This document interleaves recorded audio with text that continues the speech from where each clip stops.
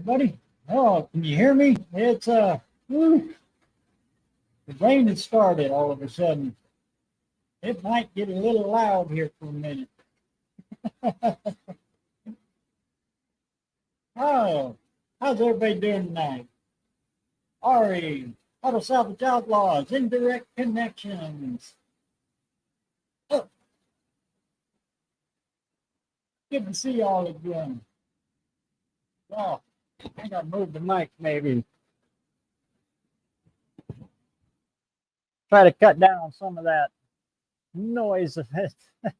We got massive thunderstorms rolling through. Clint Street Machines. Oh man, when you sent me the pictures of your car, I was like, hot diggity. There's another guy out there doing it. It's got the same kind of vision that I got going on over here. And it's just so working out that kind of going the same direction as you now. But I'm doing it because I'm playing with the dang Ford. Great to see you, man.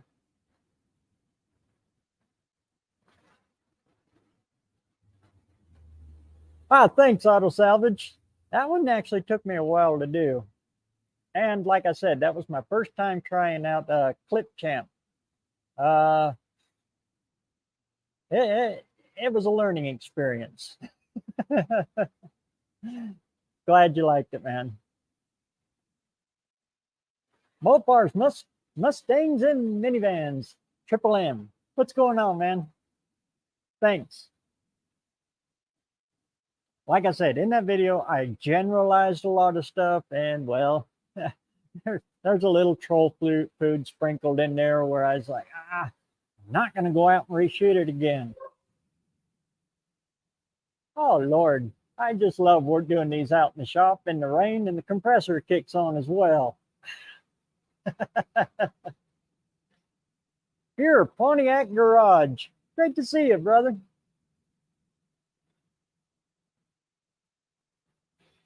I'm waking up, still learning how to be third shifter. Oh, Lord. Screwing with your sleep patterns has got to be one of the hardest things to do.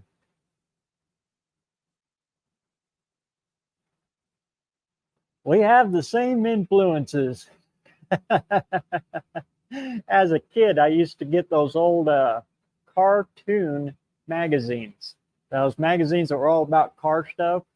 It was actually the first magazine subscription I ever did. I love those old magazines.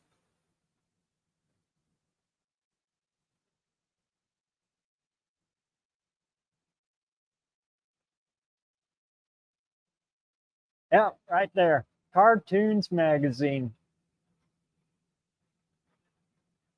I found that they're actually still in publication. I found one that I think it was a Barnes and Noble.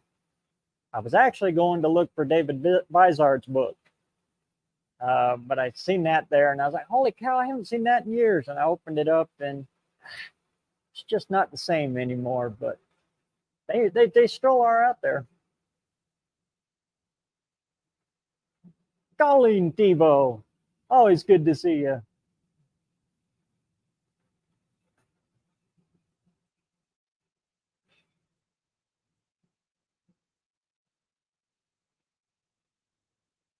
Let's see. Whoa, I got to get caught back up on the chat here. Eddie, why aren't you paying attention to the chat there? Dang lazy cat. So far, so good there, 38 POS. I'm out in the shop. And I'm talking to you all you guys. It's a good day.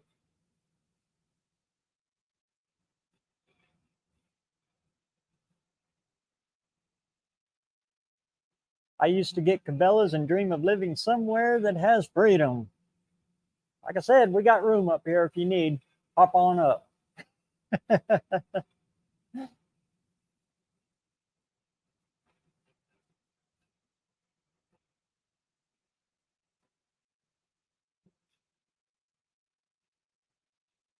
Muscle Machines makes a cartoon die cast line. I collect them. Yeah, and actually I found a little, oh, it's sitting over there out of reach. But I actually found a little one in the back seat of this car. it's an Oldsmobile, but I'll see if I can grab it again. Oh, there we go. That was actually in the back seat, underneath the back seat. When I pulled it, I was like, holy cow, I think this car wants to be this, even though this is an Oldsmobile.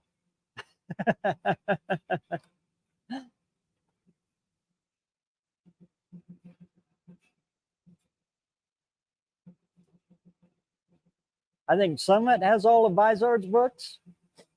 You know, I've had a couple of copies of them, but they've gotten lost over the years.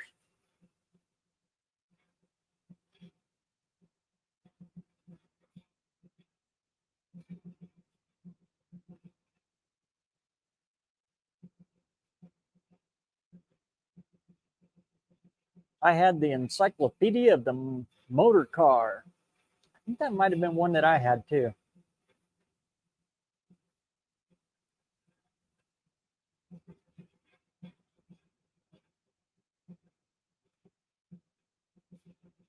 I found out today my 71 Dart doesn't have lower control arm bushings on the pivot arms. Yeah, I got to be doing that too. I got to order all of the control arm bushings. Well, on this, it's just lower control arm bushings. There's a dog bone up on the top one. But I got to order all of those. They're actually pretty cheap. But rebuild all of the front end under it on this now and stick it all back together and stick it in there. Like I was saying on my last quick little pop-up live, I'm going back and forth on whether to do it a static ride or hooking up that York AC compressor and turning it into the air compressor. And then there's the air tank for my air ride. I was thinking about mounting that right up there. But, this is hard to do. It's backwards. Mounting it there like a gas tank would, look, sticking it there and then controlling my airbags off of it. I've got a complete airbag system. It's just sitting in a box that I've had for about 3, 4, 5, 6 years. Oh, thank goodness that compressor shut off.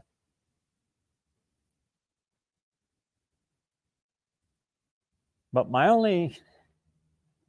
the only hiccup in all of that is that York sits way up there. And this engine is going about another 2 inches higher from where it's at now. So you'll see that pulley up above the hood, I'm afraid, if I do use it. Which kind of might look all right. It'll kind of show off that rat roddy ingenuity kind of vibe that's going along with the whole thing. I don't know.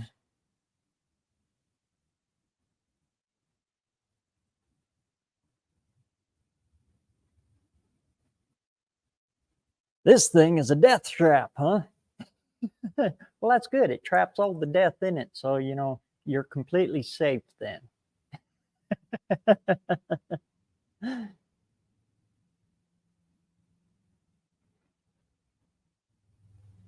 Yeah, that's it.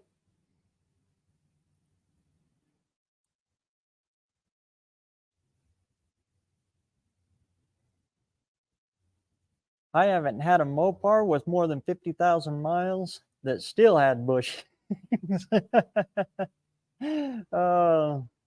That's the hardest thing about Mopar stuff is I know they were the little guys of the big three, but yeah, they the bean counters kind of really took a lot of shortcuts on a lot of stuff with Mopar. You pretty much got to go clear through them and change everything out, upgrade it like like those bushings and stuff like that. And nowadays, trying to get good rubber bushings is getting hard. I think it has to do with the rubber blight that went through Southeast Asia and knocked out a lot of the rubber plantations. That was only kind of mentioned in a blurb passing, but the whole world is actually under rubber shortage. There's scientists in Germany that are trying to figure out how to make rubber out of dandelions, because it's actually the same stuff,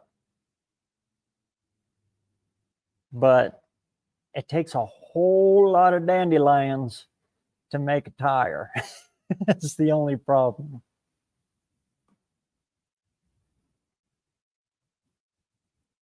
And rubber is the one thing we can't totally synthesize. We can't man make it. We've tried for a long time, but nothing beats real rubber.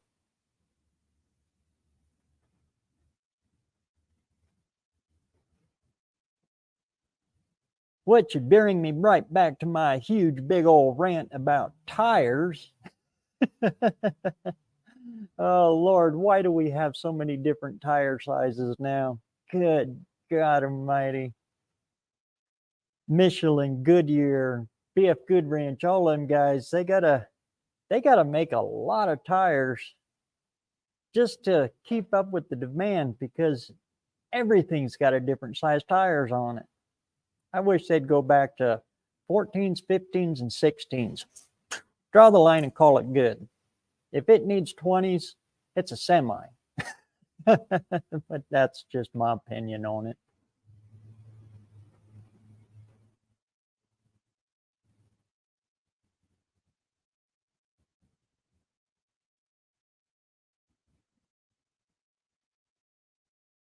Alva, Dave Lewis, kind folks, trying to learn me something.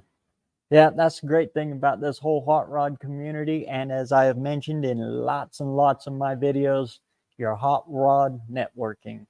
Even if it's the old school stuff where you actually had to go out and talk to people and go to cruise nights and car shows and racetracks to actually interact and talk to people, the more you can do that. Now on the digital machine right here too, the more of this stuff you can do, just the better off everything is. And you'll find out car guys, car people, car gals, we're all willing to help each other. Well, most of us are. There's some bad apples in every bunch.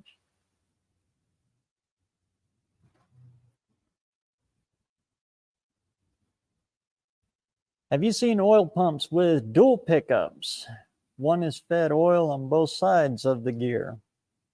Ford SCJs, also the Boss 429 had 2 pickup tubes. Yep, that was Ford's trying to get as much up there.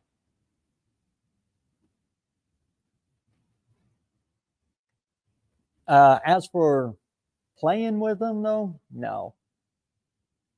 Most of that stuff is custom or way out of my little bitty wallet's ability to even put my hands on. A Boss 429, good Lord, I can't afford valve cover gaskets for those. Have you seen the price of valve cover gaskets for 429 Boss? I buy cars for the price of that gasket.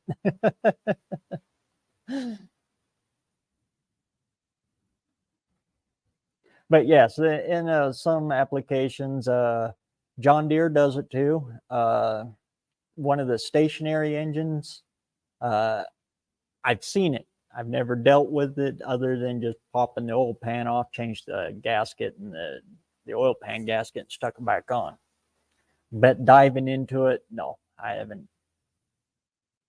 But one of the stationary engines for the logging company, it's for the split or the processor, his main processor that brings the logs in, cuts them, spits it out into the chopper, and then it splits it into 4 chunks a pre-made firewood and then sends it down the conveyor belt, and he runs it through the packager that throws the shrink wrap on it and a label, and he's got guys that load it up into trucks.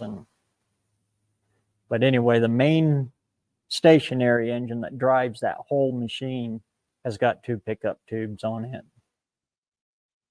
But again, I've only seen it. I haven't opened it up. I haven't looked at it, and I don't want to.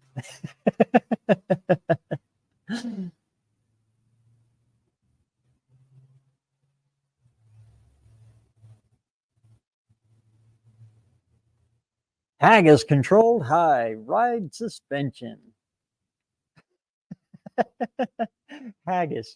Haggis isn't half bad if it's done right. Just like all Scottish cuisine, it's all based on a dare.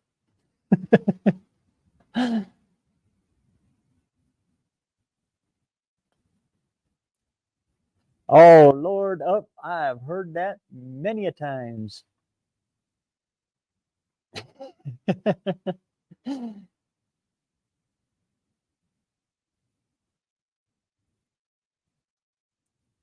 Oh, yeah.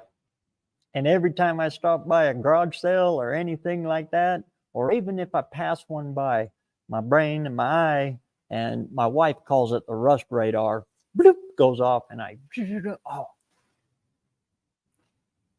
If I see any kind of a signs of a toolbox or anything like that, oh yeah, swinging.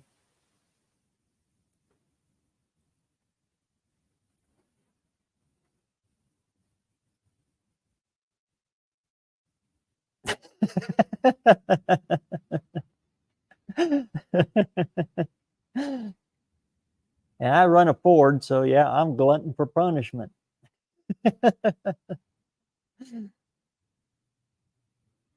I don't have to join an S&M club. I drive a Ford.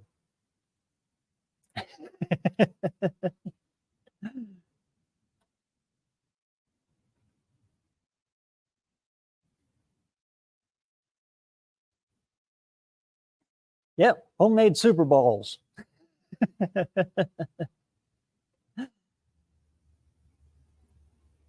So many sizes and still can't get one that's just right.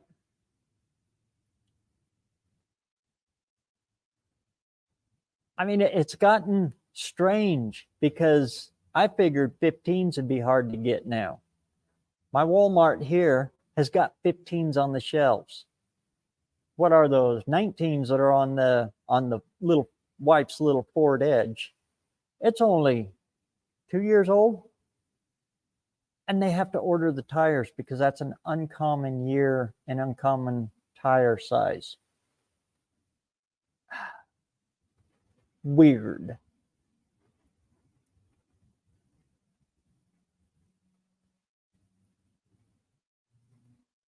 Correction, Sunboss 429s, the NASCAR versions. I imagine they did that because of they're constantly in corner. Some of them. NASCAR does turn right and left. What is it? Watkins Glen and Sears Point. And there used to be one other. Well, they used to run the corkscrew at a tip of my. There goes the train. That sounds like a short one. Yeah, stop on in. I'll give you a sticker and a card. Like, comment, and subscribe. Yeah, he got the message. You heard him.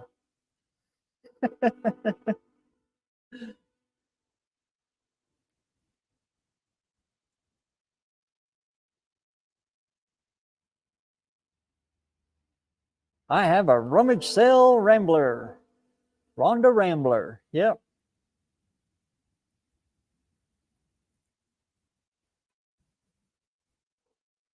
Call Cement Surfer. I love that guy. He is just so cool.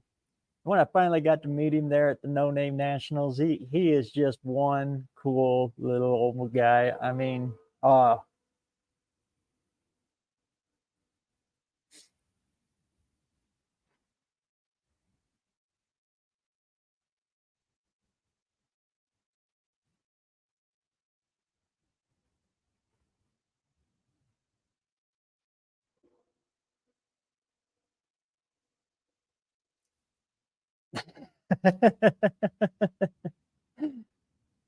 I know for a fact my Ford isn't gay because it's very rarely happy.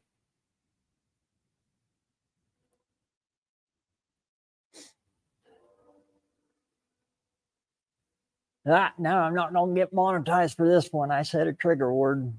Oh, and then I said trigger. So, yeah.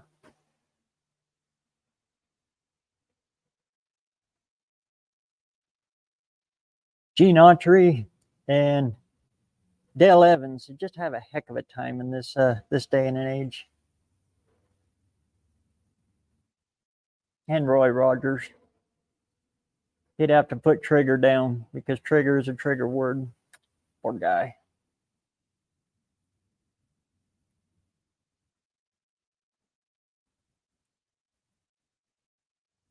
I'm loving HNTRX tires. Coker is now making them cheaper than SUV and EV tires. I really like Coker tires. And they're right there in Nashville or Murfreesboro, Tennessee. On my RAV4. A RAV4.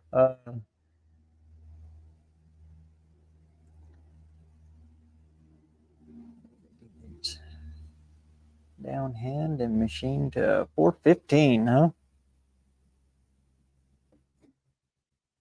I had a RAV4 once. It was for a long time. That little car was, leave the mic alone, Eddie. Now the rain stopped. Should we put it back on the mic stand? Be a little camera hog.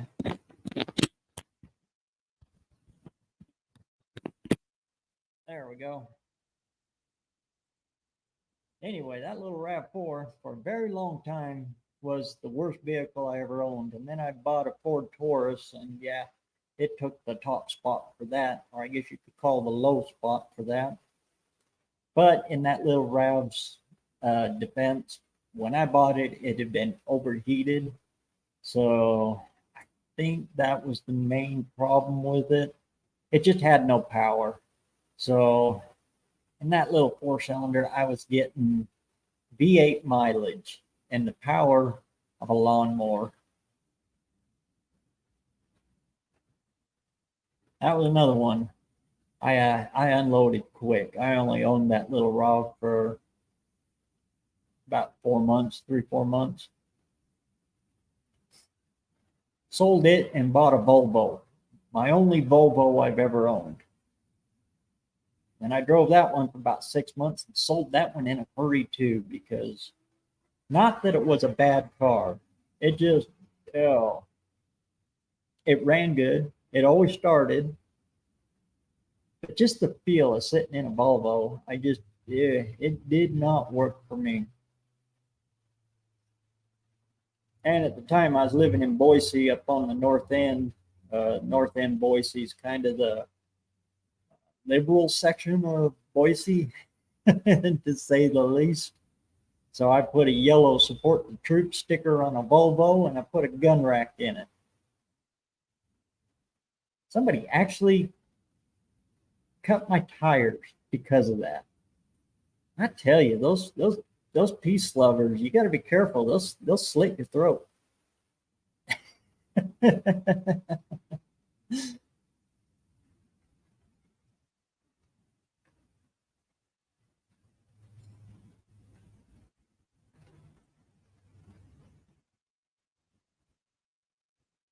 Anyway, I got the link up there if anybody wants to pop on in, and yeah, we'll talk about the trials, tribulations, and all the labors that you've gone through to get your project where you got it.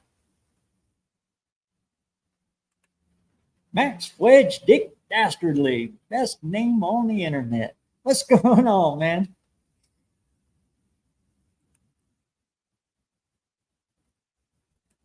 Gonna get our gun rack for the Apache?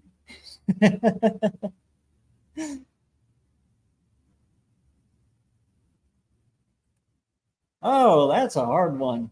If I could live anywhere, where would you live? I've tried a few other states, but If not Idaho, I got to tell you, I really liked Missouri while I was there, and the wife did too. You kind of got the mountains there, and the people were a lot like they are here.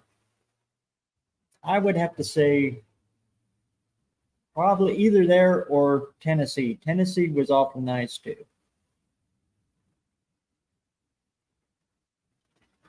Any state where they just leave you alone. As long as you're not hurting nobody, they don't care.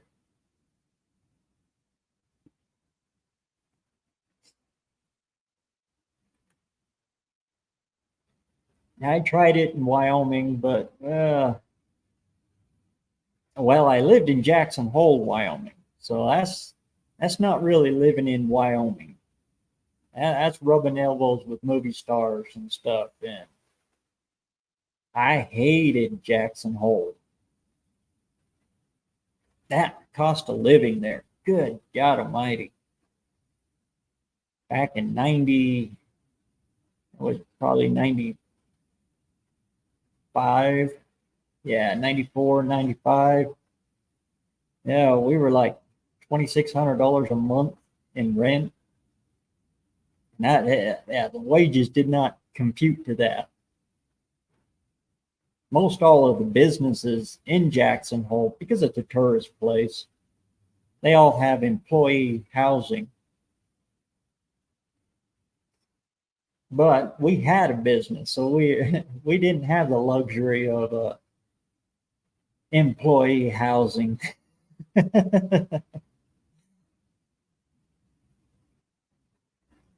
That's when we were doing floor maintenance.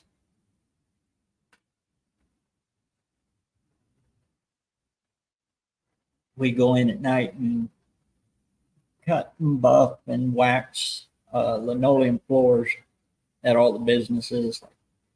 The grocery store called Albertsons, that was our main account. And then we do all the convenience stores. Domino's Pizza was another one of ours.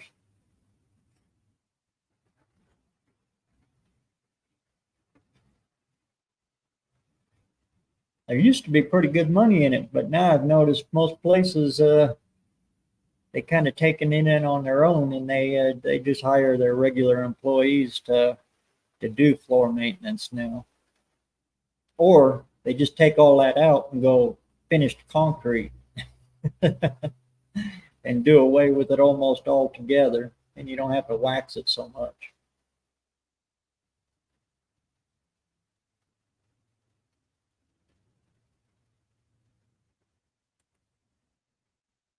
I moved to northern Pennsylvania, Clinton County, nothing but trees and mountains. I like western Pennsylvania in that area over there, but good Lord Almighty, Pennsylvania, you guys, what they're, I think you guys are the highest fuel tax in the nation. California is number two, which is strange because you got lots of oil there.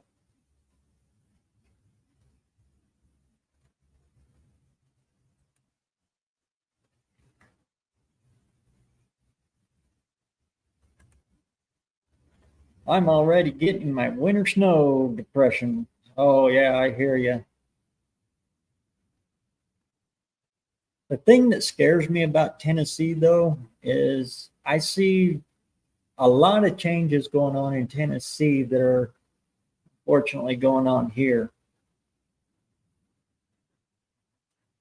When you get an influx of people from other states with other ideals, things start to change. And I've kind of seen that the writing on the wall for Tennessee, just as it's written right out here in front of my state as well.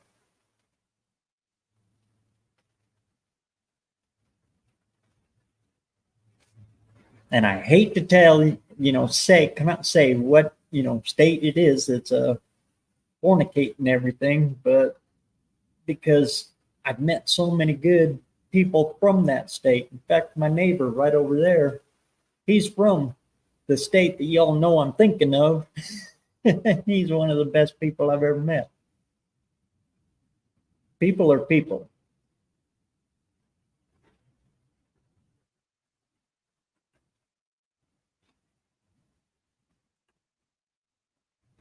Been in Tennessee 2.5 years now. It's awesome for car people. Yep.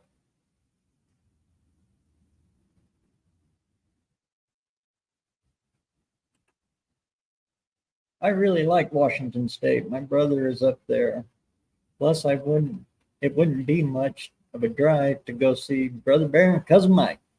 Actually, it's almost the same.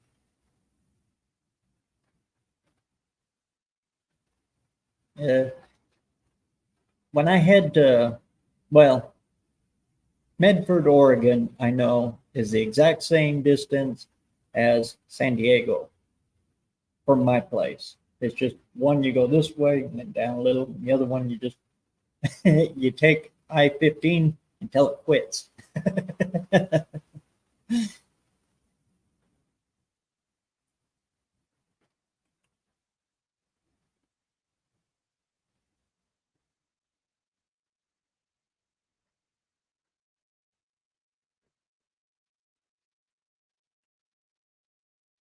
Yeah, Nashville and Memphis is turning into Austin, LA. Yeah, you can see the ripple. It's not a tidal wave yet, but you can see the ripple on the water. But unfortunately, it's like that everywhere. Even up in Alaska, you got it hard for.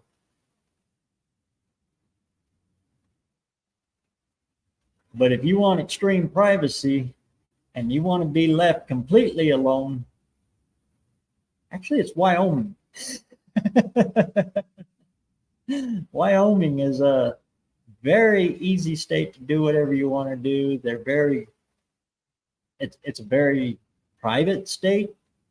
That's what I like about Idaho. Is that we value our privacy up here above everything, except for maybe water.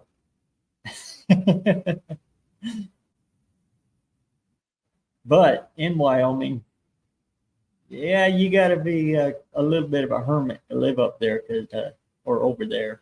Nobody lives there. It's very sparse.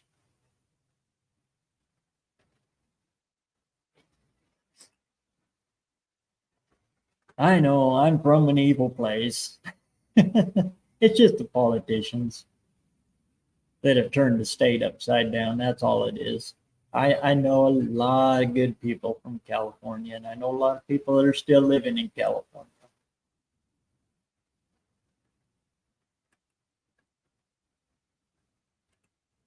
They've tried a bunch of times. I know Northern California has tried to split off from Southern California quite a few times. Of course, that's probably the same with every state. My state tried to do it a bunch of times too. And here in Idaho, we kind of are two different states. You got Northern Idaho and you got Southern Idaho. And we are different.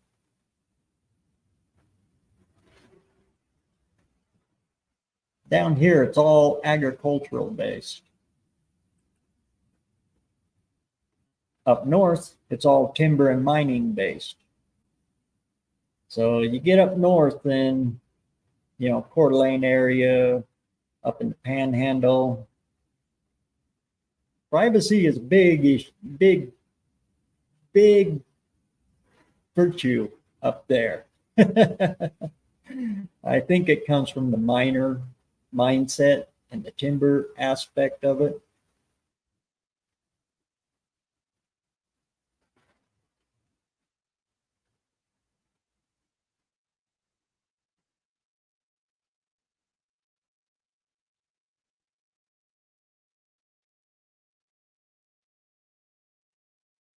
Hardly snows now. We had a month off school because of snow long time ago.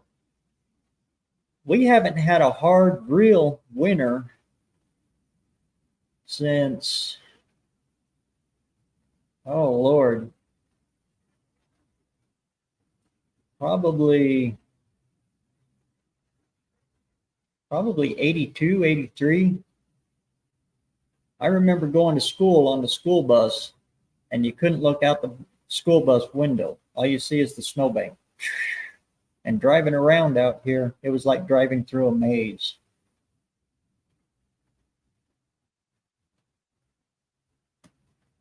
They had, instead of snow plows, they had snow, like big snow blowers that fit on the snowplow trucks, and they would cut through the roads in order to get people through.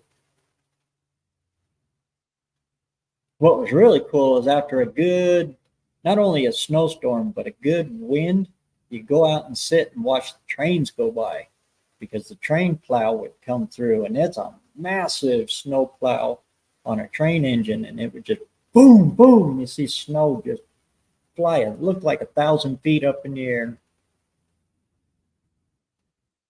We still have that, but it sits at the Potato Museum and hasn't moved since. It's still in service, but we haven't had to use it since.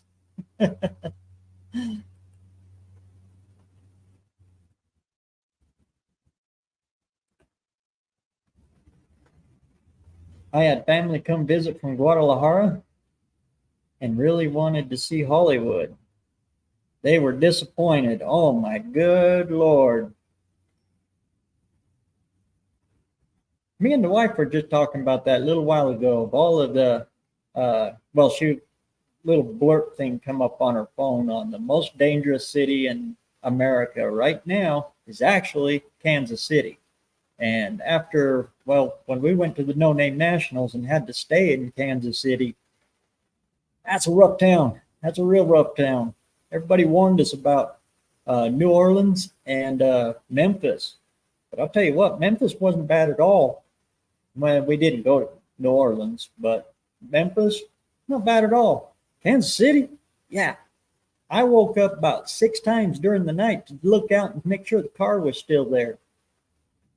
The rooms in the hotel had bump marks in them where the police had come in and, with the boom.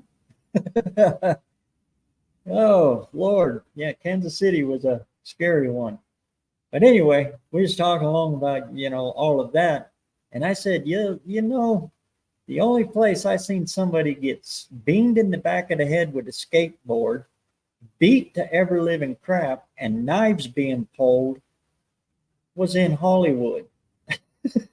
almost on Hollywood and Vine, the real famous street. I don't know. All of the hairband guys from the 80s know Hollywood and Vine. But you walk around in Hollywood, yeah, you got to put your head on a swivel. Whew.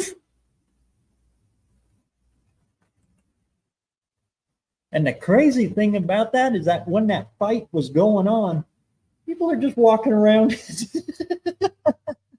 I mean, there was one guy, a couple that walked around them and walked off a little ways and turned around to watch, not to see the fight, but to see the star, because that's on where the Hollywood stars are and stuff, for the fight to get over with so he could see the star. Craziest thing I ever seen.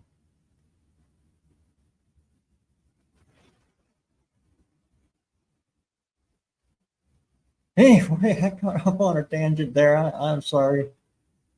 Yeah, Hollywood, rough place. And the whole place smells like pee. Oh, Lord, it reeks of urine.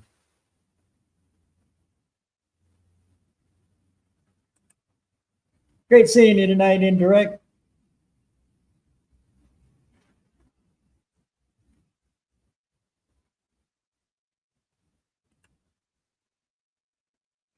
I worked the strip mines for 20 years. There's hardly any around now. Yeah, the mining industry has really taken a hard hit.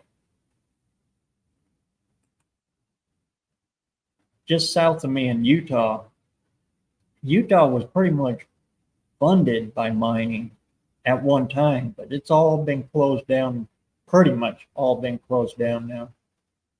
It really surprised me they closed down those copper mines. You would think with all of this electric grid being upgraded and everything going electric and electronic. But the most valuable thing you can pull out of the ground right now would be copper. But I don't know, they closed her down.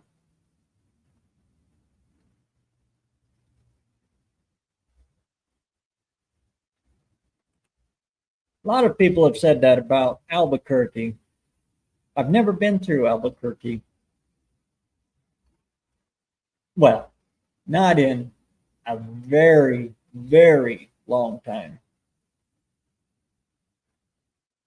And when I did go through, it was just that pass through.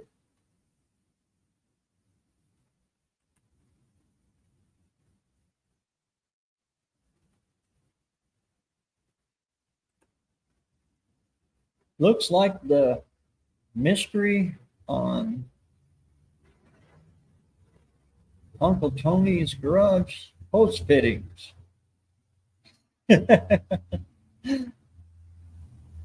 Are you talking about his latest video when he found that collapsed fuel line on Slaghammer? That was a pretty good one.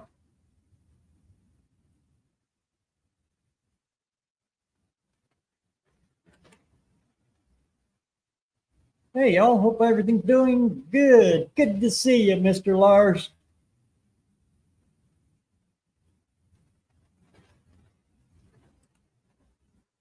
Taking a break from stripping down the new trailer. That's always good to do. And speaking of which, I got one more bale of hay I got to get off my trailer. Problem is it's a 1-ton bale. Even cousin Mike can't grab a hold of them strings and lift that one up. Well, they're not 1 ton. They're about, I think they're 700 pounds.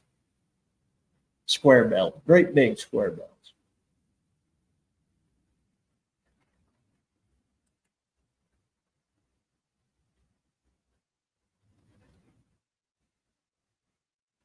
Let's see, get caught back up here on the chat. Slow Shopping Customs. Good to see you, man. Thanks for stopping back in, man.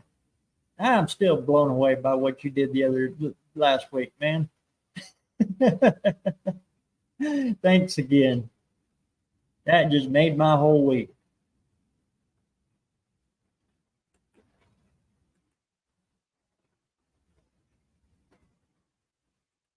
Amen to that, Dick. The farther from the city, the better. Yep. And I used to think, okay, you want to stay kind of close to civilization because, getting parts and stuff like that. If you have to run to the parts store, well, as long as it's, within about 20 minutes away, you're good.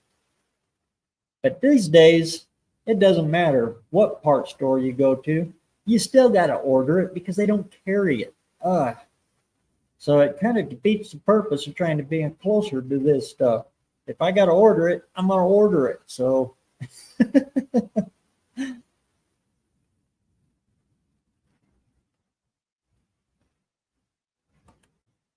and as it is, we only go to town maybe once a month to do our, monthly shopping. We do everything we possibly can to stay out of the city.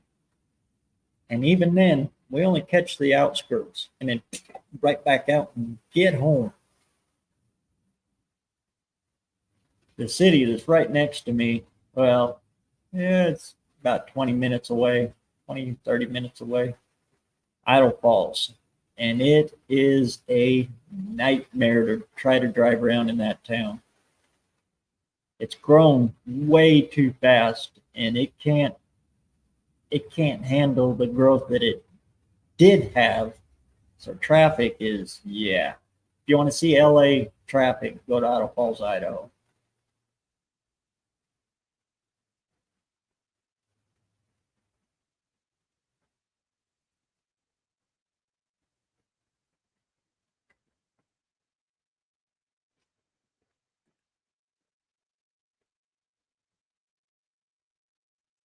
These bales are 4x4x6. I actually miss the small bales. In fact, I like New England style. New England style bales are, uh, instead of 90-pound bales, they're 45s. And they're baled a little looser than what we bale out here. Small bale, there's two types of small bale. They're just easier to throw around. And I don't know, that looser hay, it seems to last a lot easier. It doesn't get the mold in it quite like the 90 pounders. Good Lord, fucking hay. Hey, it's part of horsepower, right? If you're feeding it to a horse.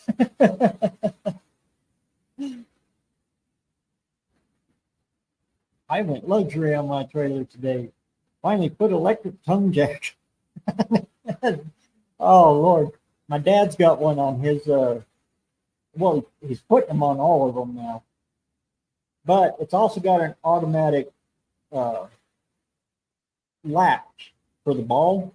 So all you got to do is just raise it down, and it goes and automatically sets the ball catch. Throw a pin in it. Boom, you're done.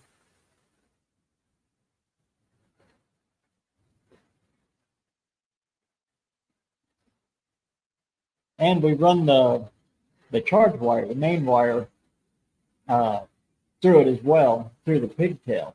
And it's all wired up for the battery that's on it. So no matter what, if you plug that pigtail in, you've got the 12 volt over there. So looks great.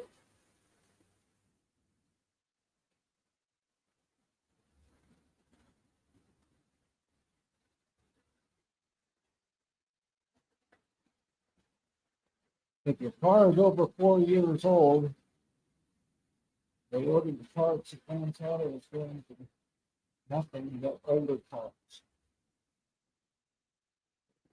Old Stephen Holtz, he found out pretty quick what we have to deal with out here. He's used to being down there in Texas where it's a lot easier to get parts and stuff. You just go to the parts store, and a lot of this stuff they have on hand. Out here, not so much. Literally, you have sometimes just the oil weight, like 1040 oil. Oh yeah, you usually got to order that. Type F, automatic transmission. Yeah.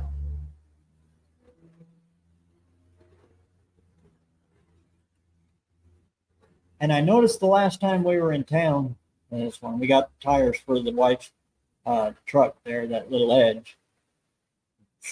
While I had nothing else better to do but wander through the automotive section, or what they could call an automotive section, Walmart used to have a lot of oils and stuff, a lot of different brands and that. I used to be able to get Driven oil from Walmart, and it was cheap, a lot cheaper than O'Reilly's or anybody else.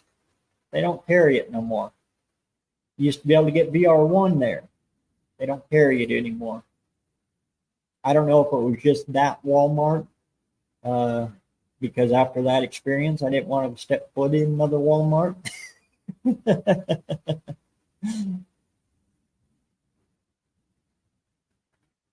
But I used to hit them up, and I'd grab every quart of Type F that they had, because they usually only order in one case, and so every time I'd catch them, they'd have like 1 or 2 quarts. So I'd grab them up and buy them and just stockpile it.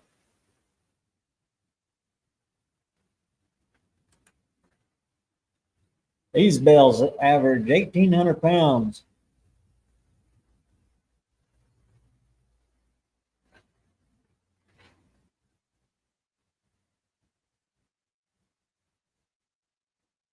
And it's that time of year.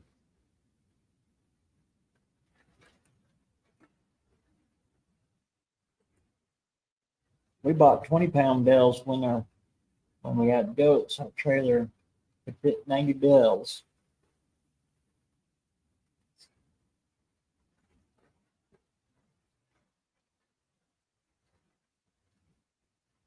I don't want to think of hauling hay right now, because I got to do it here pretty soon. Actually, I've got the horse up for sale, so hoping she sells this year so I don't have to buy winter hay again. Don't really want to sell her, but I haven't thrown leg over her in about 3 years now. She's just pretty much a weed eater for me. And I need to pass her on to somebody that can use her.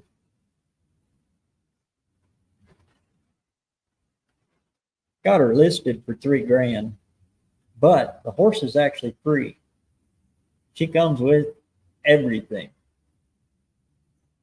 26 steel panels, uh, brand new automatic waterer, tank's 2 years old, poly watering trough, all the T-posts, everything I got that's horse related goes with her. Horse trailer, everything.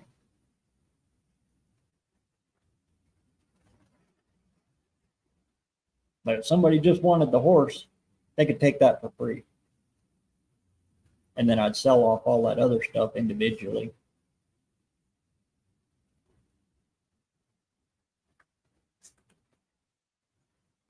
Good heavens, I checked the price of those panels, steel panels. They're porta fences is what they are. And the ones that I got are, well, all but four are bull fence, cattle fence. They're the heavy duty ones with big drop pins in them. They're made so you can port them around and set them up anywhere. They're really flexible. People around here love them for cattle, goats, sheep, you name it. But anyway, they're running about $225 per panel now.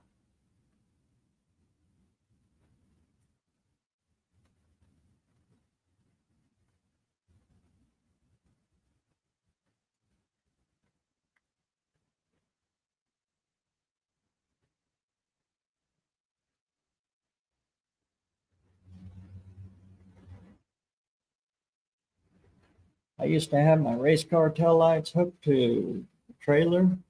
Looks cool. That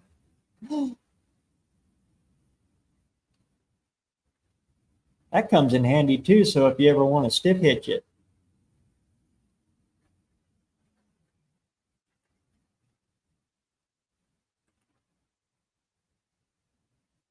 Here on the old stuff, I have to order everything.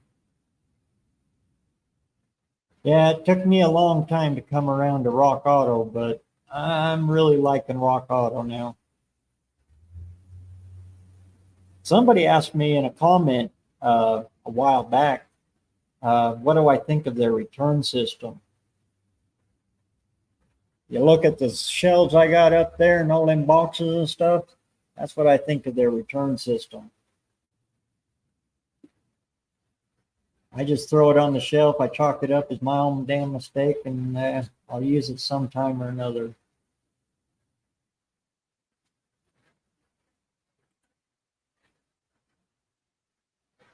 If it's something that I know could be bad, like sensors, injectors, that kind of stuff, that anything electronic that I've got no control over, or if it's stuff like that, I'll get it from a parts store.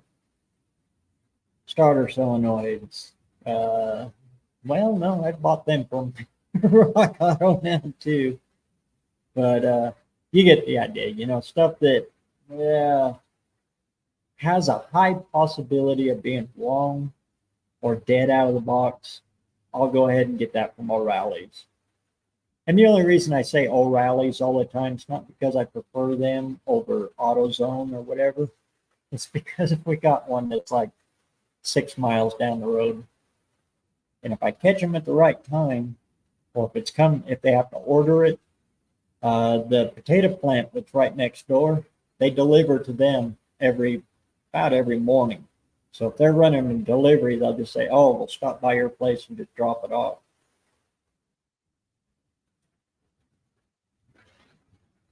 So that's why I'm always mentioning O'Reilly's. It's not because I prefer them. It's just because they're the closest one.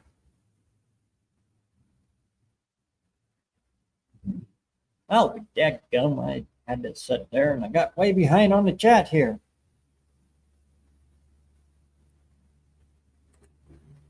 I mainly order my parts online and have them shipped to my door. I don't have to drive out or deal with the yahoos. Exactly. It saves a lot of time, fuel, and money. Exactly, because time is money.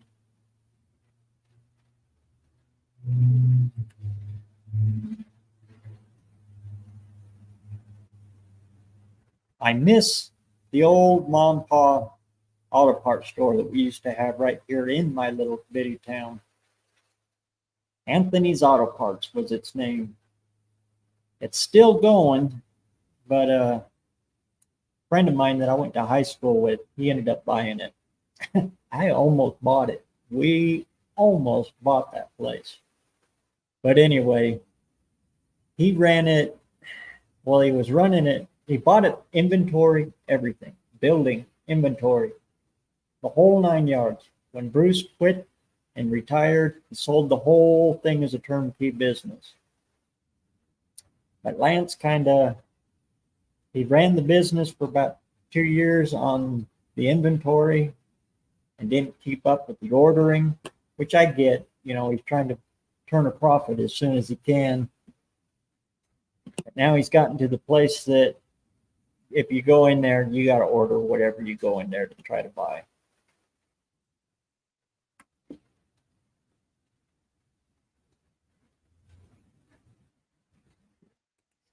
Yeah, and that's the other one. You got to watch out for truck freight. If it says truck freight on there, if I can get it local, I'll get it local. Or excessively heavy stuff. Like a cylinder head, like a big block Ford cylinder head. Good God Almighty.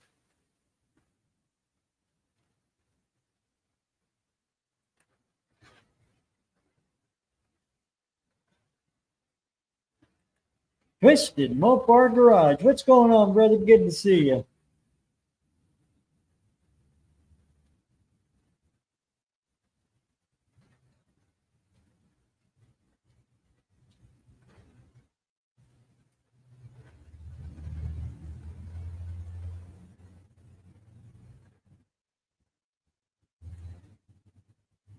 Five quarts of Molly Graham. Stoltbolt loved the 2050. Down there in Southern California, I bet you it did. Especially where she was a little wore a little bit. But that was a completely different machine. Back when I was younger, I used to run 2050 in the summertime in a lot of my stuff. And especially air-cooled. Volkswagens and stuff like that, we run 2050 in it in the summer.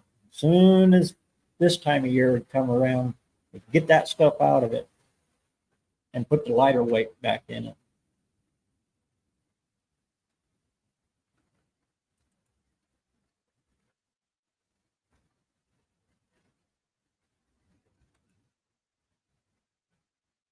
You know, and I've told Lance that. I told him, man, you got to get a YouTube channel going and do a YouTube channel on this side of the automotive part. You know, you could probably do pretty good.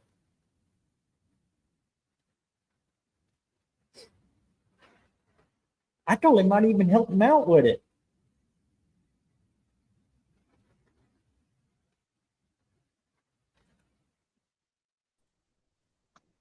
Oh, be dadgum. What's going on, man?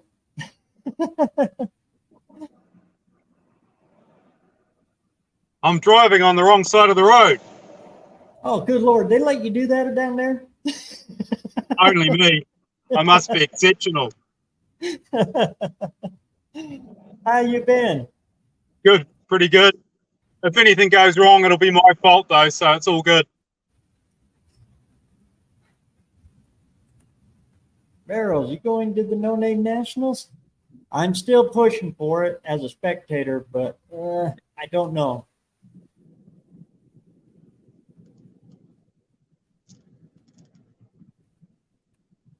Clint says, nice Blazing Saddles reference.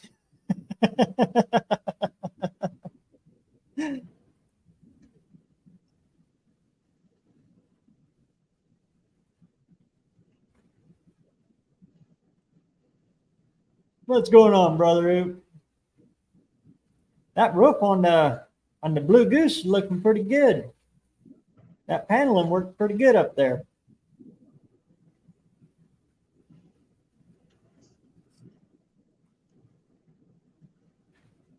So how's the traffic over there? Pretty good. There's lots of roadworks on at the moment. I think a lot of damage has occurred on the roads because of all the goods that have been trafficked around that hadn't been trafficked around for 2 years previously. Everybody's on the catch-up mode, huh? That's it. Accumulated damage, BareRose.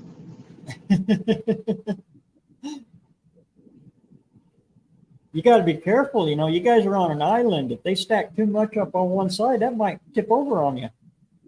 It's true. It feels like it's listing a little bit at the moment.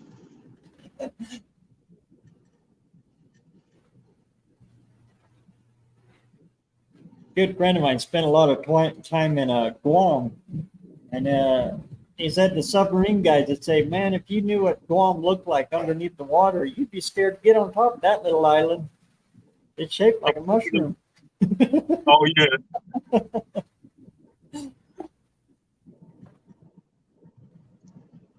Don't we find a lot of shipwrecks with gold in there?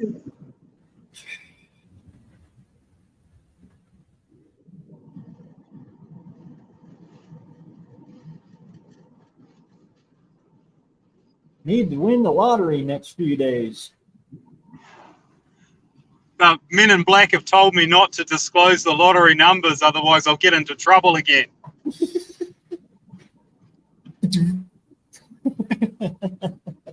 It's nothing personal.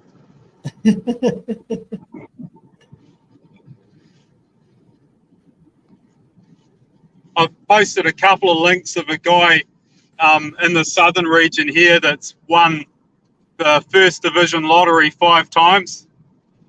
Oh, really? So I can give you some clues. That's permissible, but I'm not allowed to give you any numbers.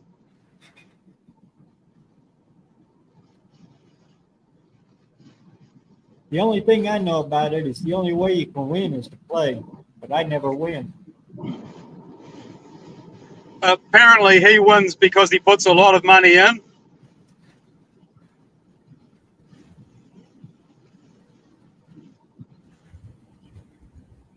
I had a friend that would do that with the scratch lotto tickets. He'd go buy like $300-400 worth on a single roll. Maybe that's the key. This was not gambling advice. The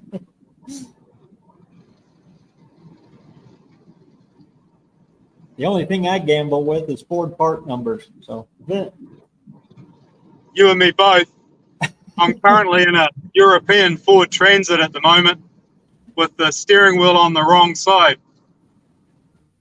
It's diesel and it's got 400 Newton meters of torque, which is about 320 foot-pounds, and it drives pretty well. And it's manual. It's actually got a 6-speed manual gearbox. oh, wow. Those are a rare giant breed out here. Yeah, at about 62 miles an hour, it does 2,025 RPM, so it's nice and high geared.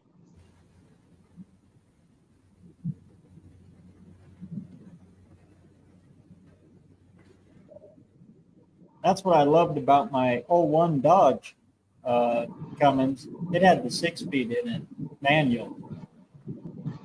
And driving by the tack, as long as I kept that tack around 2,000, that thing would actually pull 27 miles a gallon.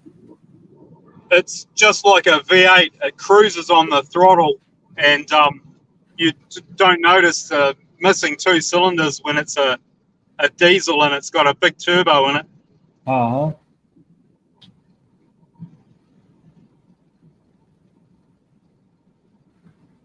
This thing's pretty good. It does around about 34 US miles to the gallon. It's at about 60 miles an hour.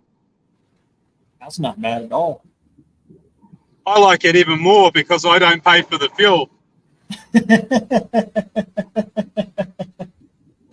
That probably makes me a thief.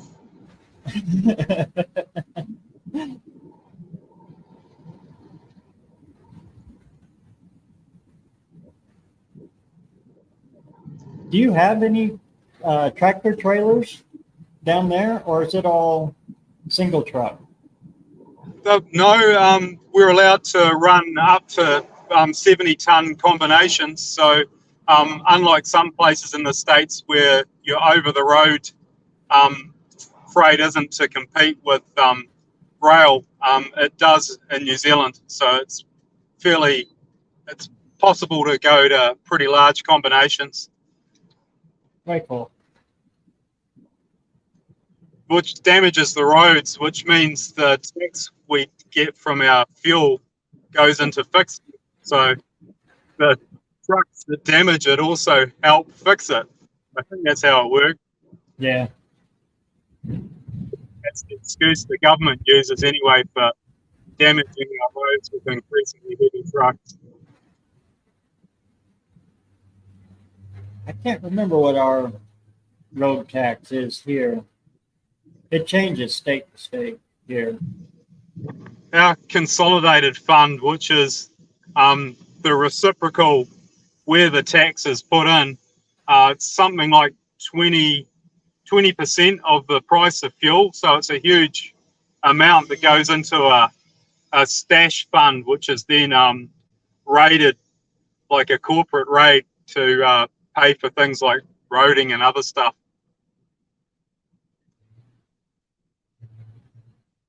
I suppose it's no different to anyone else.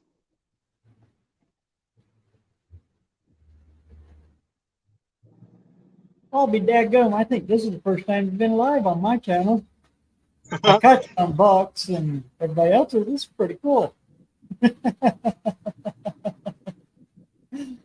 Well, you had to get unlucky sometime. Ah. You see there? I did hit the lottery. I'll give you a link of the website that tells you a way you could win the lottery. But again, this is not gambling advice.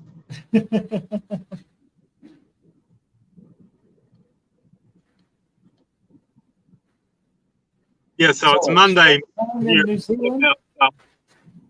What time is it? At around about 10 o'clock. No, 10:42. That's dang near lunchtime. That's it. I drove my truck down to Balclutha, which is a place around about 70 miles away, and I'm driving back a non-heavy trade vehicle at the moment. So this is pretty easy going.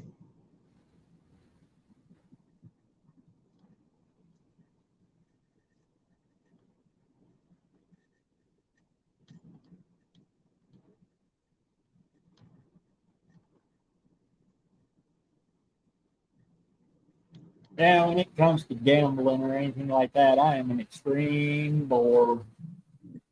I think they introduced the lottery here back in about 1990, and I think I've spent like maybe $20 my entire life. I'm lucky. I've got a whole range of in-to-win gambling buddies, and a few of them have won it second division a couple of times. I had one person I worked with that had won second division quite a considerable sum of money in 1999, I think. And then they obviously were suffering a little bit. About 7 years later, she had to work again. But that was pretty. You and me both. It's pretty cool when you've got one friend. Part numbers.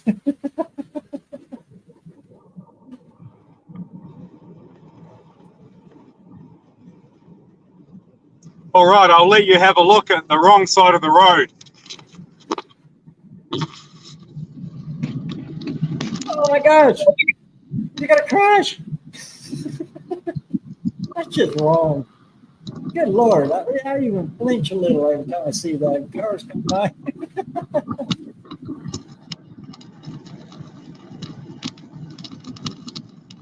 How do you shift with the opposite hand? I just use the clutch. Sometimes I can go without the clutch, but all the gears are synchronized. I just can't hear you that well because I'm around about 6 feet away from the cell phone. It's sitting on a very steep rate window. So I'll let you just watch and I'll just listen.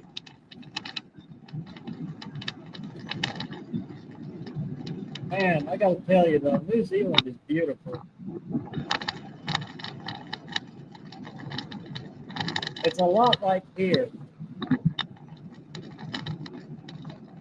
As you get up closer to central Idaho, it looks a lot like that.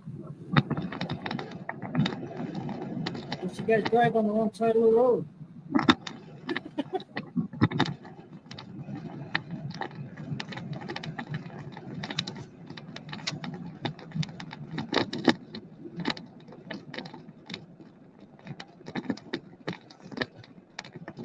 Now fishing I could do.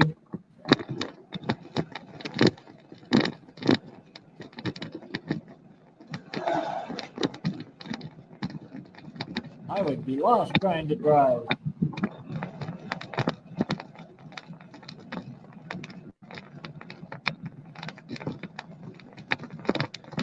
You guys do shift with your left hand, right?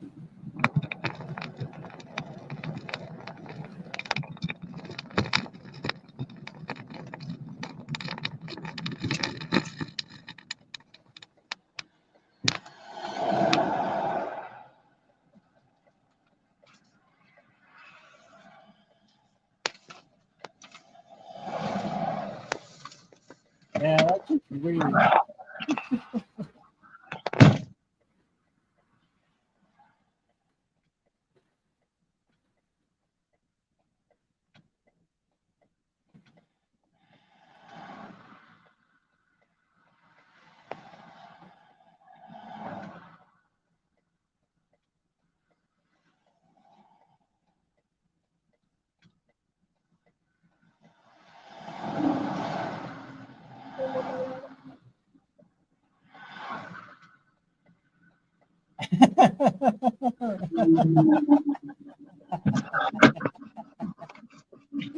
Oh, that's too funny.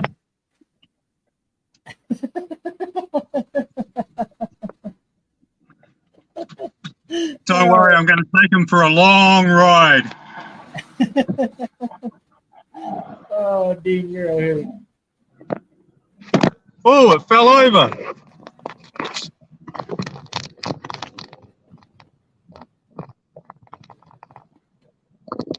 Master Dodge would have come out to see that. Yeah, and got into a head-on collision.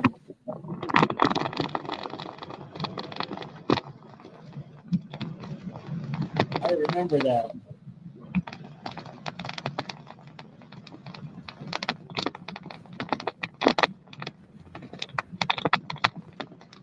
Still got 10 gallons of walleye fillets in the freezer.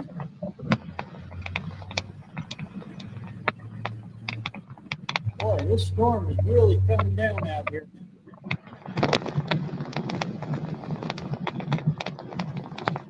So if I blink out here, just make sure the Dean stays on the right side of the road, right? Or is it wrong?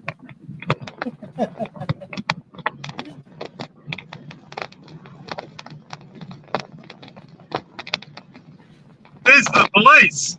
I waved.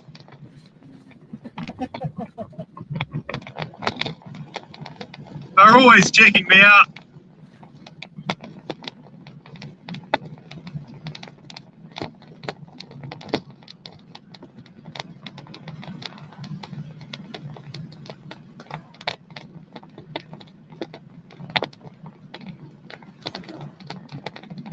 car is running the 350, has immediate oil pressure to start up. Okay. Oh no, the cars, they're coming in the opposite direction. What side?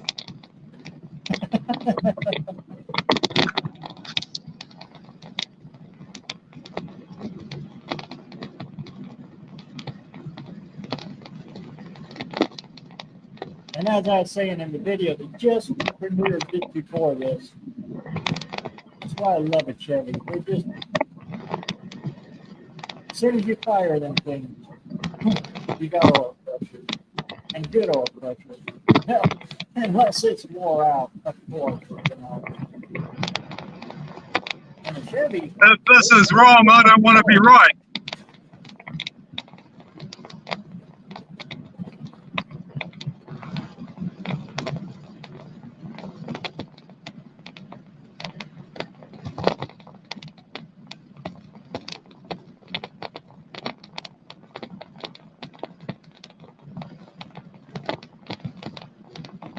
Switch there a little bit.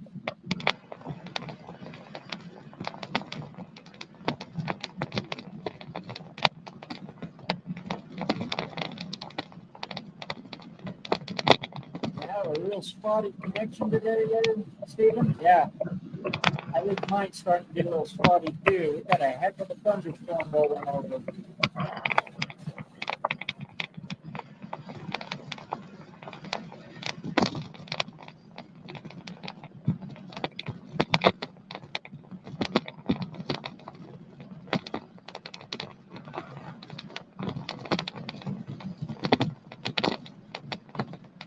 Back here, I better go ahead and shut the live down because I don't have much longer this internet's going to hold. I sure appreciate everybody for coming out. Dean, thanks a million for stopping in. You made my whole week, man. I finally got you in on the live. Thanks for giving us a little show here. What looks like down there in TV land. Thanks for everybody coming out. Thanks for everybody who's watching our premiere just before this. And Bruce, Culture, I've got a video coming out for you on those right there. You asked a question about them, and I don't think I was able to answer it quite right. I was doing the live and everything, but I got a video coming for you on that one. Thanks everybody for coming out. Real quick here before I lose net totally. Get out there and get the metal hot. And go over and give Dean some love, throwing some subs, throwing some. He said, oh God. Thanks, everybody. We'll catch you next week. Hopefully, it's not raining. Thanks for coming.